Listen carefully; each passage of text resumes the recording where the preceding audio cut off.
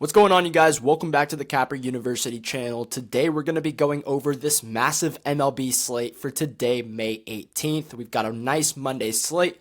Before we get into that, we're going to do the recap for yesterday, and then we'll get straight into it. The whole squad cooked yesterday. I went 2-0. We cashed out on Roki Sasaki to go over 5.5 strikeouts. I'm super proud of that one. He had his best game of the season with 8 strikeouts. And then the entire squad was on Donovan Mitchell to go over his rebounds and assists. And that one cashed in the first half. So overall, a really good day for the Discord. We went up over a unit. And then the day before that, we went up over 2 units as well.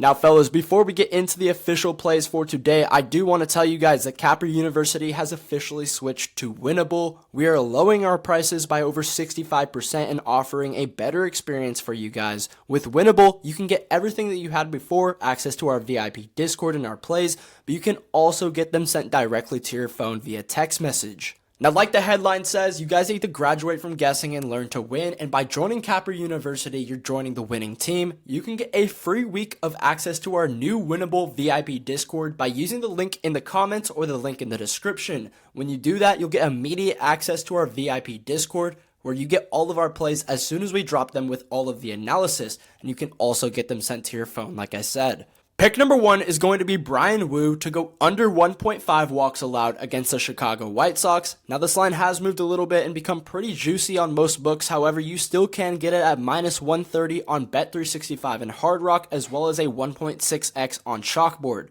Now, to get into the analysis behind this one, he's gone over in 2 games straight, but this is a really good regression spot for Bryan Woo, who has also been a 90th percentile plus walk rate pitcher throughout most of his last few years. He's walking batters at only a 4.5% rate on average, and the White Sox are walking at a 7.5% rate against right-handed pitchers over their last 10 games. Now, that's not good at all. A team that is pulling walks at a really high rate is going to be walking at a 12 to 15% rate. So, that's one thing. Their plate discipline has been on a downwards trend throughout the entire season, and Woo has always been that really good, solid control guy. Now, I'm expecting Woo to be dialed in today at pitcher-friendly T-Mobile Park, and even if Woo does go deep into this game, because I have a feeling that with the 18.5 pitching outline, there is a good chance that we see him go into the 7th. However, I am not worried about the length here, as I think he easily goes under 1.5 walks with his control and with the batters in the Chicago White Sox lineup struggling to generate walks. Pick number 2 is going to be Yoshi Yamamoto to go over 6.5 strikeouts against the Padres. Now, last season, the Padres were one of the lowest strikeout rate teams in the entire league, but that is a completely opposite story this time around this season, and we have been targeting this lineup multiple times over the last few weeks. They've been striking out a ton, especially against righties, and today Yoshi gets a great matchup against them. As you guys can see, this San Diego lineup is chasing pitches at extreme rates against righties. We've got 6 guys who are all chasing pitches at a 32% rate or higher, and then 2 guys that are basically league average. So we basically have 8 out of the 9 batters in this lineup that are swinging at pitches like crazy. Now, on top of this, we also have 3 targets that are really high strikeout rate targets in general, and Yoshi does really rely on getting these chase swings, so he's going to benefit with the fact that this lineup chases like none other. Now, Yoshi's best punch-out pitch this season has been his splitter, which has generated an insane 40% whiff rate over 224 at-bats this season. We've seen that splitter be especially effective against right-handed hitters, as Yamamoto has generated a 36% chase rate and a 34% whiff rate on this pitch, putting him in the top 10th percentile among qualified starters. Now, the Padres have a right-handed hitter-heavy lineup. We have 6 starting right-handed hitters in the lineup for Yamamoto to attack, and we have an 18.5 pitching outline for him, suggesting we have the upside for 7 innings.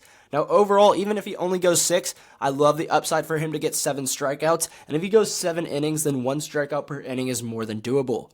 Pick number 3 and our final pick is going to be Shota Imanaga to go under 5.5 strikeouts today against the Brewers. The Brewers have done a very solid job of staying disciplined at the plate while still making plenty of contact against left-handed pitchers as of late, which is a bad combo for pitchers like Shota, who rely heavily on chase swings for their strikeouts. Shota's success has come via hitters expanding against the splitter-sweeper mix, but the Brewers have proven that they can stay back on breaking stuff and force balls into play.